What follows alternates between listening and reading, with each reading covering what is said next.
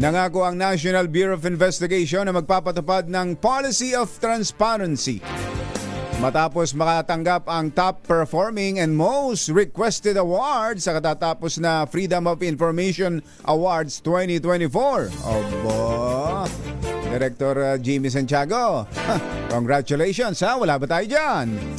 Masayang tinanggap ni NBI Director Jaime Santiago ang award at ang nasabing parangal ay hindi lamang isang pagkilala sa trabaho ng ahensya, kundi isang paalala rin sa patuloy na commitment nila sa public service at sa mithiin nilang openness. Ayan, openness and transparency. Ayan, tama.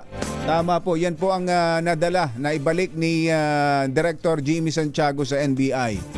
Yung mga nakakaraan kasi wala tayong nakakausap na mga taga-NBI, di ba? Ano, Mother? Yung mga nakakaraan, mababalitaan na lang natin ng NBI pag nagkaroon ng kontrobersya.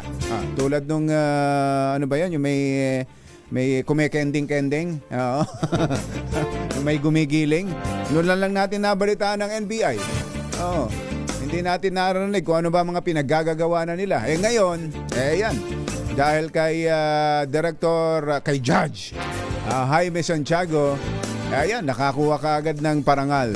Ayon kay Director Santiago, ibinibigay ng Presidential Communications Office Program Management Office ang parangal bilang pagkilala sa implementasyon ng ahensya ng gobyerno sa Electronic Freedom of Information at ibinibigay sa mga nakatatanggap ng